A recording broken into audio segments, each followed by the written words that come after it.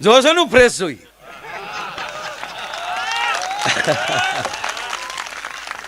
કારણ કે હું ગીતાને માનું છું, ભગવાનને માનું છું. જે અર્જુન જે થઈ રહ્યું છે એ બરાબર થઈ રહ્યું છે, અને જે થયું એ પણ બરાબર થયું છે, અને જે થશે એ પણ બરાબર થશે. બસ આ દ્વારકાધીશ કહે છે, હું નહીં. વસુદેવ સુતમ દેવમ કંસ ચારુણ મર્દનમ દેવકી પરમાનંદમ કૃષ્ણમ વંદે જગદગુરુ. તાવેડાના આંગણે ક્ષત્રિય વણારાયર યોગ મિત્ર મંડળ દ્વારા આજના આ સમૂહ લગ્ન ઉત્સવમાં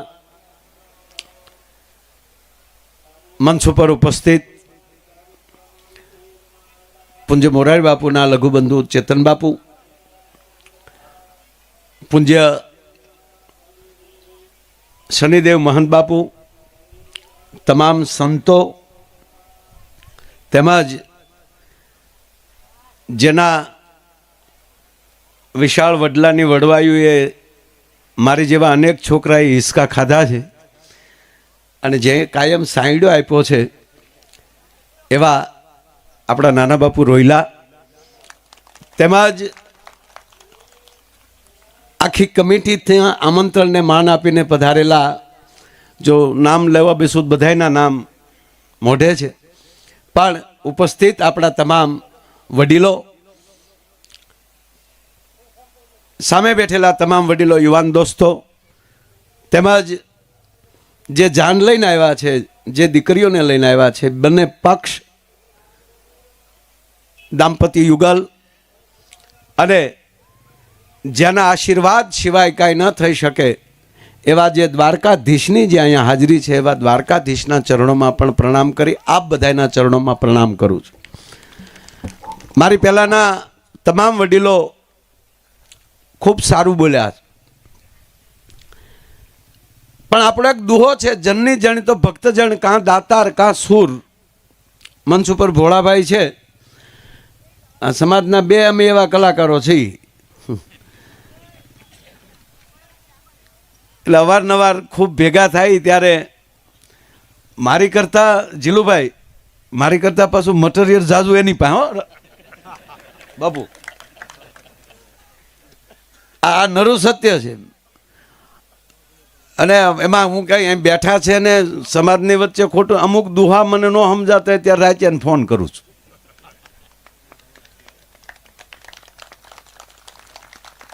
પણ દુહો છે કે હે માં, એ જનેતા, જનની જણ તો ભક્તજણ, કાં દાતાર કાં સૂર. આ ત્રણથી આખી દુનિયા ચાલે છે. એટલે આપણી 11 લાઈન ના તાર ત્રણ જ તે, એમાં એક ડયો ઉડે તો બે ડીમ થાય. એમ સમાજમાં એક આપણે એવી માં છે કે આ માએ ભક્તને પણ જન્મ આપ્યો છે, આવા દાતારોને પણ જન્મ આપ્યો છે, અને ભક્તોને દાતારો બે જ્યારે પુકાર કરે ત્યારે સુરવીરને પણ આ જનેતાએ જન્મ આપ્યો છે. જ્યારે જે જે સમય એ ત્રણેય પાત્રો ભજવી શકે એવો આપણો સમાજ છે. એ હાથમાં માળાનો બેરખો લઈ લે તો પરમાત્માને ધરતી ઉપર લાવી શકે. એનો એ જ વ્યક્તિ જ્યારે આવી રીતે દાતારી માટે બેસી જાય. અમરીશભાઈ કીધું એ વાતને હું ટેકો આપું છું.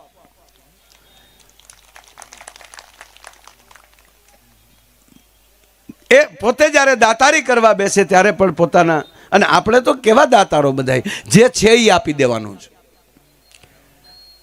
આપણી પાસે એટલી બધી સંપત્તિઓ નથી, છતાં સમાજ જ્યારે હાકલ મારે ત્યારે પોતાની તિજોરીઓ ખોલી નાખવી, અને ધર્મ માટે જ્યારે કામ પડે, સમાજ માટે જ્યારે કામ પડે ત્યારે મુરલીધર મહારાજનું નામ લઈને ઊભો થઈ જાય. પણ એથી વધારે દુનિયાએ નોંધ લીધી હોય તો એ નોંધ લીધી કે આને મૌન રહેતા આવડે છે સાહેબ. એટલે એનો મને બહુ આનંદ છે. બાપુ દેવાજ બોદર 17 વર્ષ મૌન રહ્યો હતો. 17 વર્ષ દેવાજ બોદર મૌન રહ્યા. કારણ કે ખૂબ મોટી વાતો થતી હતી ત્યારે તો ડિક્લેર એ જ કર્યું હતું કે 9 ગણ આપી દીધો. ચોખવટ નહોતી કરાય, એમ પરિસ્થિતિ નહોતી એવી. આજે વાત કરું છું કેવલ આપણી ખુમારીની વાત કરું છું, આપણા પાયાની વાત કરું છું સાહેબ. કારણ કે બગડો બાપુ મારો ડાયરેક્ટ 40મી પેઢીએ થાય, એની સીધી લીટીનો વારસદાર.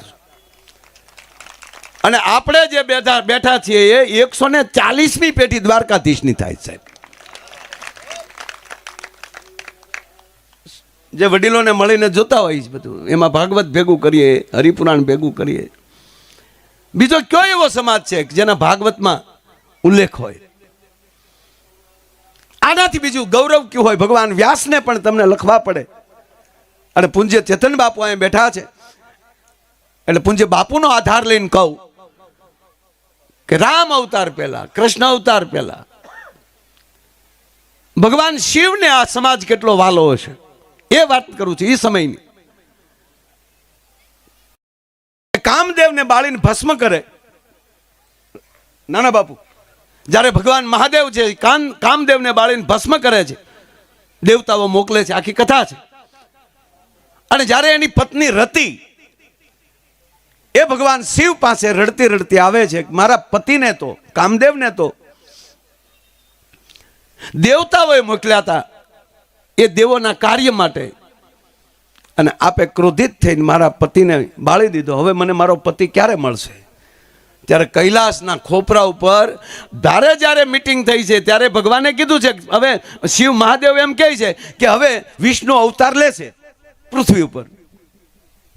ક્યારે, કેમ ને ક્યાં એ નહીં, પણ એક જ કૃષ્ણ અવતારમાં ભગવાન શિવ બોલ્યા છે કૈલાસ ઉપર કે હે રતિ ચિંતા ન કરતી, જબ જદુવંશ કૃષ્ણ અવતારા. યારે યદુવંશની અંદર જ્યારે કૃષ્ણ અવતાર લે છે, છાતી ઠોકીને ડાયરેક્ટ કહી દીધું, અને કૃષ્ણ તને એ પતિ હોય તારા. કૃષ્ણની ઘેરે દીકરો થઈ અને કામદેવ જન્મ લેશે. એટલે રૂપાળા છે એનું કારણ એ છે, કામદેવે આપણો બાપ છે. વાલા લાગો છો ને, એનું કારણ આ છે યાર.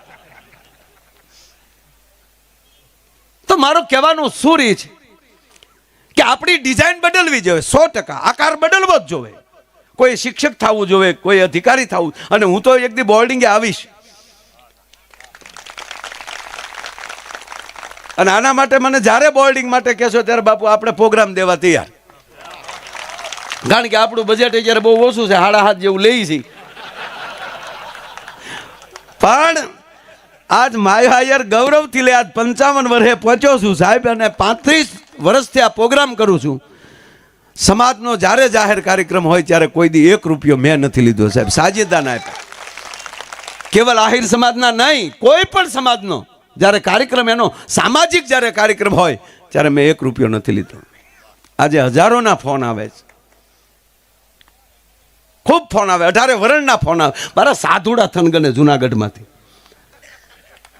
પણ એક જ બાપુએ આપેલી સોપાઈ, ધીરજ ધર્મ મિત્ર ઓર નારી આફતકાલ પરખી ચારી. આ જે ધીરજ જે છે,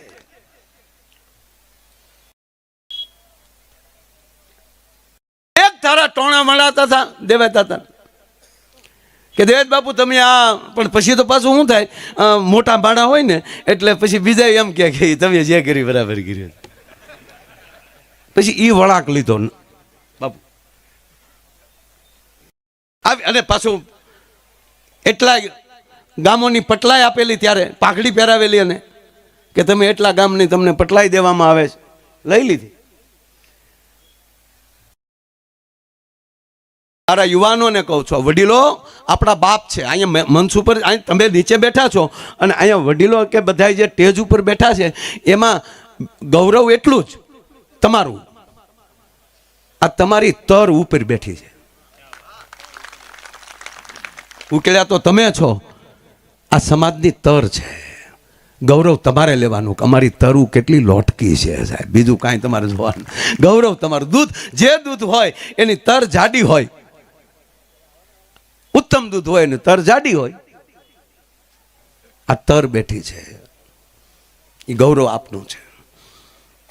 મારે યુવાનો માટે એટલું જ કહેવું છે કે બસ આપણી ઉર્જા અને આપણી ઓરા એ આપણા વિકાસ માટે રાખો.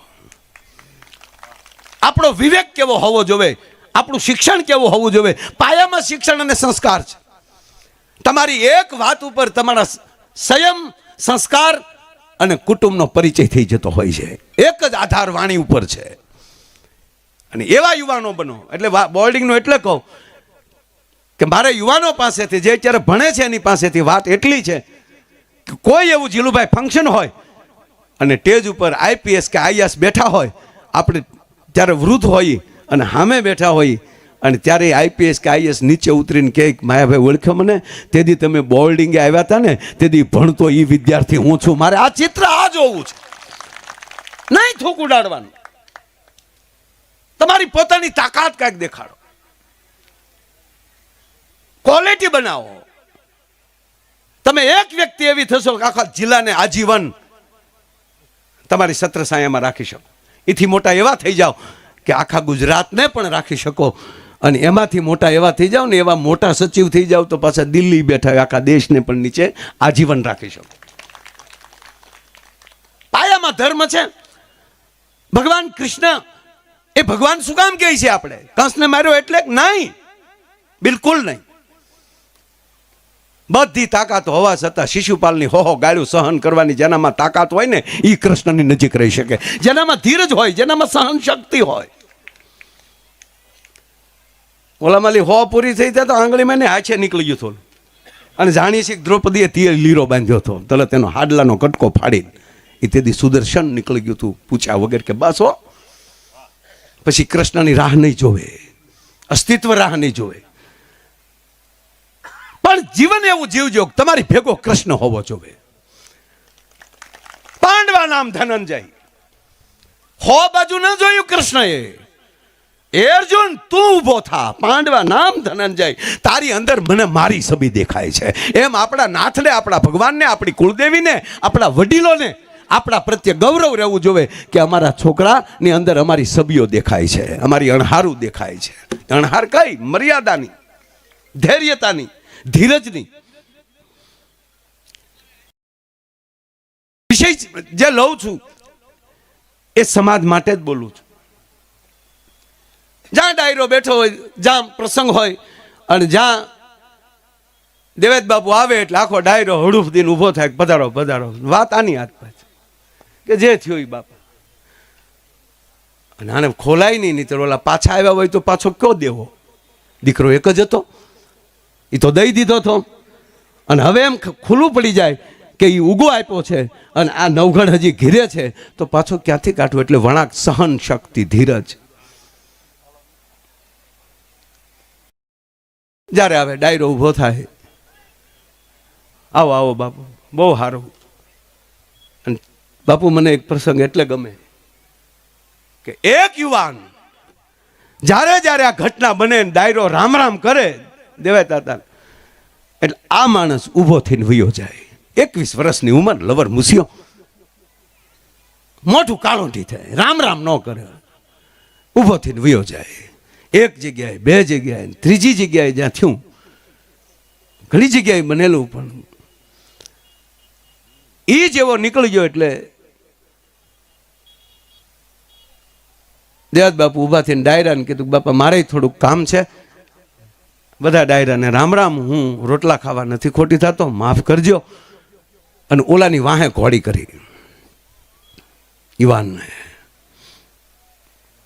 ખેલાવું બરોબર હેઠો ઉતરી કે બાપુ જય દ્વારકાથી, જય દ્વારકાથી.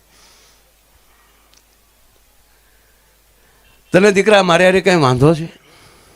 ખરે બાપુ અમે જ ના, તમે મોભી છો, વડીલ છો, તમારે હારે અમારે થોડો વાંધો હોય. ખોટું બોલતો તને મુરલીધરના સોગન છે. હું જ્યારે આવું ત્યારે તું કાળોટી જા છો, અરે તું ઊભો થઈને વયો પણ જા છો, સહન નથી થતું તારા. તો હવે તમે મુરલીધરના હમ દીધા છે, તો બાપુ એક પૂછું કે દઈ દીધો કે હા? તો રાખવો નહોતો. કે રાખવો નહોતો, મરી ગયા, હુકમ કરવો તો તારે. સાબાજ દીકરા, સાબાજ, તારી જનેતાને સાબાજ. કેવું ગામ તા? કુંભણ. હાલ તારો મહેમાન થવા છે. બાપુ અહીંયા મહેમાન થાય છે અને કહેતા હતા ત્યારે કે બસ આવા મોરા હોતા હાપ ગોતવા છે, મોરા વગીરના નહીં, જે મુરલી વગાડીને સામો લડવા મળે એવો નહીં, જેની અંદર ખુમારીતા પડી હોય. અને પછી દેવાય બોદર સોખવટ કરે છે બાપુ. દ્વારકાધીશના સોગંદ નવગણ મારી ઘરે બેઠો છે, દીધો ઈ મારા પંડનો દીધો, પણ આવું કેવું કોના મોઢે? અને વિચાર ઈ કરતો હતો મારા ગયા પછી મારા જાહલના રખોપા કોણ કરશે? પણ હવે મને ભરોસો બેહી ગયો, આ ખોરડું મારી જાહલને પણ હાચવી કે મારી દીકરી તારા દીકરાને દીધી, મારી જાહલ તારા દીકરાને દીધી. અને હવે કર ભેગા સંબંધના નામે, પણ પીરહિયા ગોજે, ખાઈ લે એવા નહીં. હવે પીરહવાનું ટાણું આવ્યું છે. 20 વર્ષ પછી દેવાજ બોદર આ ભૂમિમાં, આપણી ભૂમિમાં, કુંભળની ભૂમિમાં હોરઠનો નિર્ણય કરે છે કે હવે કર હાબદા બજાને અને કહેજે પીરહીએ કોઈ આવજો. પીરહિયા ભેગા કરવા, વરો મોટો છે.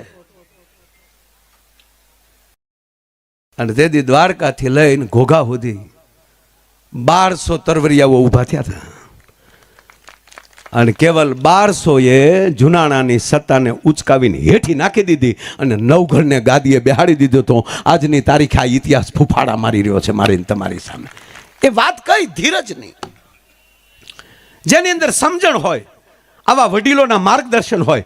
એ આને ખંભે બેહાડી લેજો, વડીલોને એની દ્રષ્ટિ લઈ લેજો. પછી આપણા પગ ભલે ગમે એવા મજબૂત હોય. હવે મારે વચ્ચે કહી દઉં, પૂંજી બાપુ એકવાર કથામાં કીધેલી વાત કહું કે એક ગામમાં આગ લાગી, બહુ ભયાનક લાગી ગઈ. ટૂંકમાં આપણે એમાં કેટલી લાગી હું લાગી નહીં, પણ ગામ ખાલી થઈ ગયું. ત્યારે કાચા મકાન અને વાહડા એવું જ હોય બધું, એટલે બધું ભડભડ ભડભડ, એટલે આખું ગામ દોડી દોડીને સરપંચ આખું ગામ વહી ગયું. 2 જણા હલવાણા, એકને આંખ નહોતી, એકને પગ નહોતા. પગ હતી અને આંખ હતી, આંખ હતી અને પગ નહોતા. એ 2 મૂંઝાણા. ઓલો પગ વાળો પણ આંખું નહીં, જ્યાં હોય ત્યાં ભીતે ભટકાય. અને એમાં આ દ્રષ્ટિ વાળો આંખ વાળા હતા, એ જોઈ ગયા અને કીધું કે સીધો હાલ, બસ બરોબર, થોડોક ડાબો, માર્ગદર્શન આપવું એ પ્રમાણે મારી સુધી વહી આવ્યો. અને વહી આવ્યો. પછી કીધું કે હવે કામ કર, તારે પગ નથી ને, ઓલા તારે આંખ નથી ને, મારે આંખ છે, તું મને તારા ખંભા ઉપર લઈ લે અને પછી હું કહું ને એમ હાલ, એટલે 100% બારા નીકળી જાવ. 100% બારા નીકળી ગયા.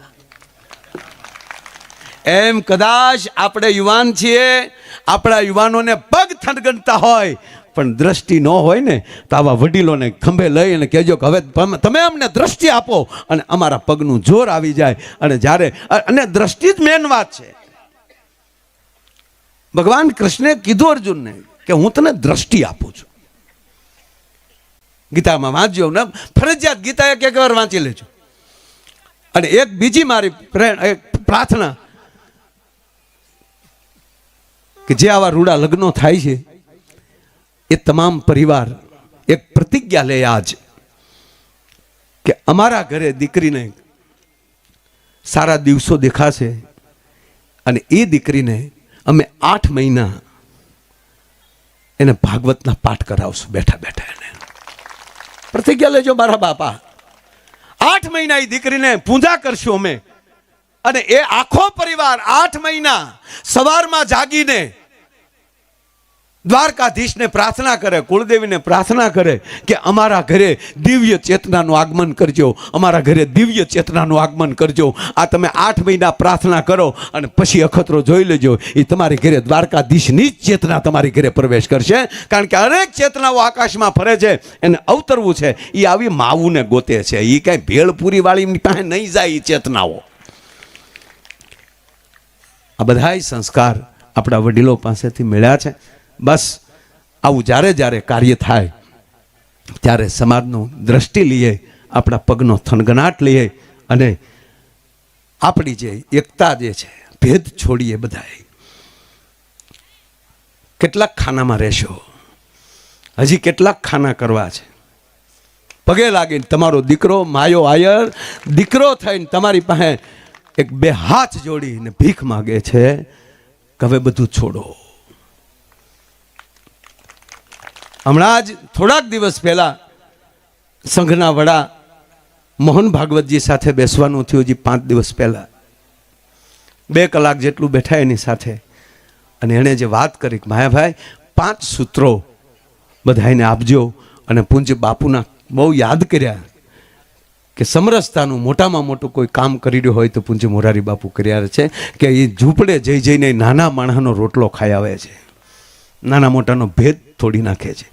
બસ આપણા આંગણે સ્વચ્છતા આવે, આપણા આંગણે સ્વદેશીપણું આવે, આપણા આંગણે સમરસતા આવે, આપણો પાડોશી આપણાથી દુઃખી ન થાય, આપણો પાડોશી આપણા ગામનો નાનો માણસ આપણાથી એક સંતોષકારક થાય, બીજા સમાજનો માણસ તમને પ્રેમ કરે, તમારા પ્રત્યે એનો ભાવ પેદા થાય. તમારા આંગણે તુલસી રોપાય, વૃક્ષો રોપાય, અને આપણા આંગણે રાષ્ટ્ર પ્રેમ પેદા થાય. ધર્મ તો હોય પણ ભારત પ્રત્યેનો સ્વદેશીપણાનો રાષ્ટ્રપણાનો આપણી અંદર પૂરેપૂરો. તમે બધું કરી શકશો, જો રાષ્ટ્ર નહીં બચાવી શકો તો શું થશે? રાષ્ટ્ર બચાવો શું કરવું? કે ધર્મ ક્યારે બચે? કે આપણી અંદર એકતા આવે. 5 જ હોય પણ હારા હોય તો કૃષ્ણ જેવા લાગીએ, પણ જે વડીલો હામાં બરબરિયા કરતા હોય, આ દુર્યોધન કર્યું. હું રાજા ધૂતરાષ્ટ્ર મજબૂર કરી દીધો, તો તમે કયો એમ, તો તમે કયો એમ. દુર્યોધને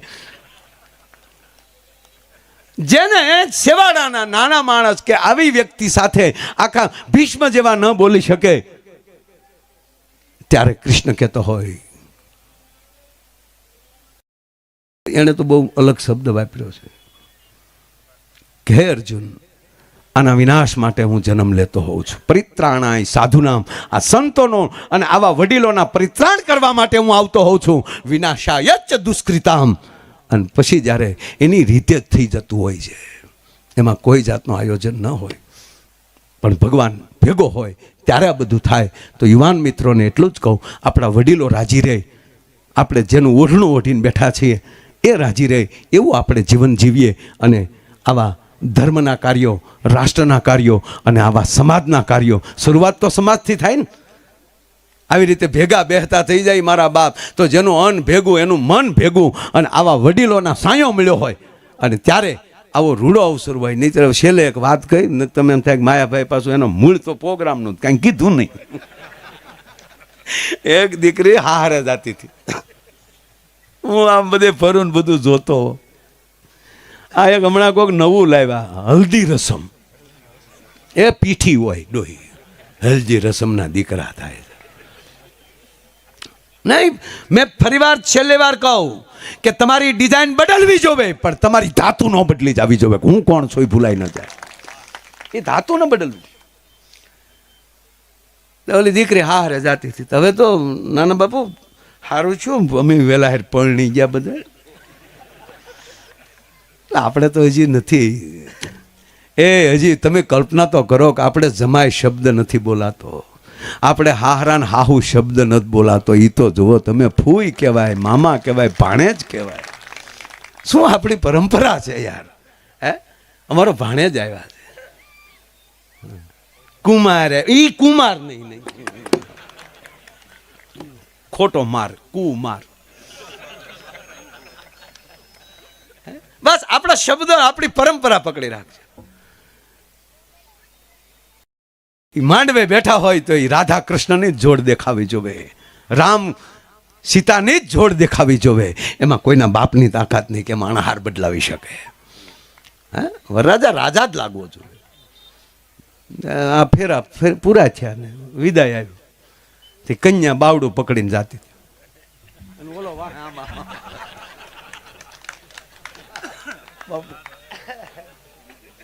જોશો નું ફ્રેશ જોઈ.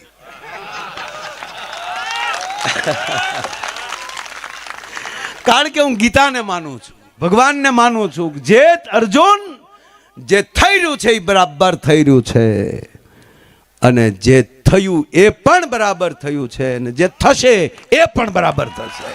બસ આ દ્વારકાધીશ કહે છે, હું નહીં.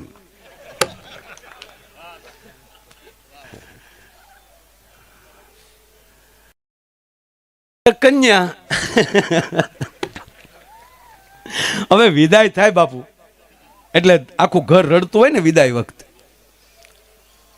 આવજો બેની આવજો, કાગળ પત્ર, વિદાય ગીત હાલતા હોય. તે તો બહુ કેમેરા ઉતાર્યા હોય, જોયું હોય. અમારી કરતા વધારે કેમેરા વાળાને ખબર હોય, કારણ કે નજીકથી પાડતા હાસુ હાસુ રોવે છે, ખોટું ખોટું રોવે. પછી અમુક અમુક તો આવડા પાછા ડિલેટ કરતા હોય કે આ કાઢો ભૂંડું લાગશે.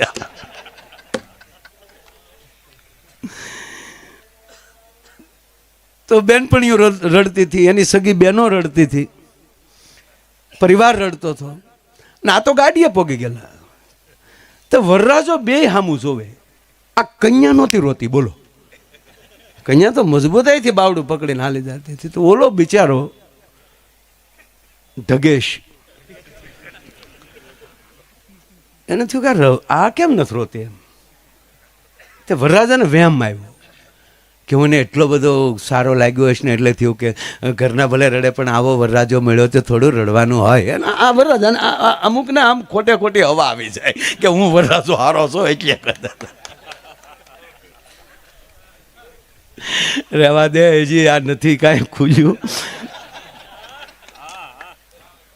ઘરે આવશે તો ખબર પડશે.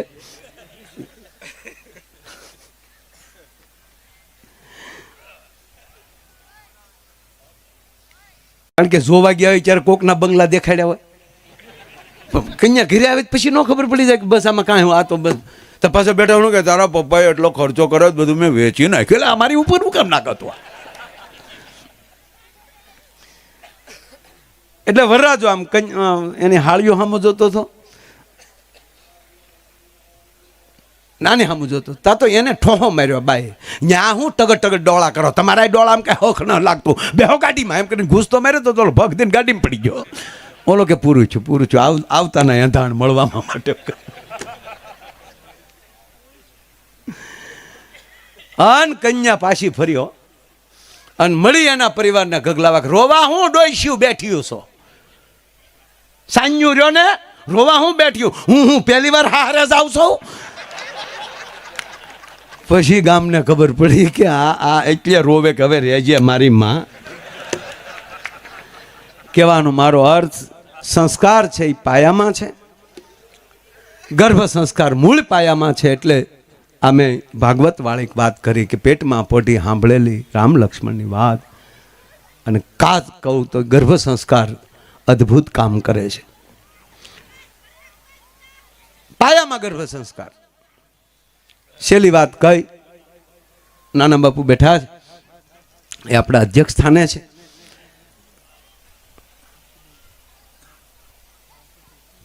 ટૂંકી વાત લઈ લો. અભિમાન્યુનું મૃત્યુ થાય છે. સાંભળજો મારા બાપા. અને બેન સુભદ્રા છે, એ કાંડા પછાડીને રડે છે, માથે કાંડા પછાડે છે. અભિમાન્યુ ઊભો થાવ બેટા, ઊભો થા દીકરા.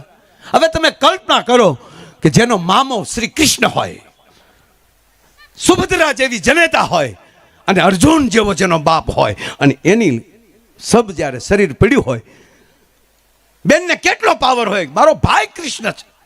કૃષ્ણ આવે છે, ટૂંકી વાત લઈ લો. ગડગડતી દોટ મૂકે છે સુભદ્રા, ભગવાનને ડોકે ટીંગાઈ જાય છે.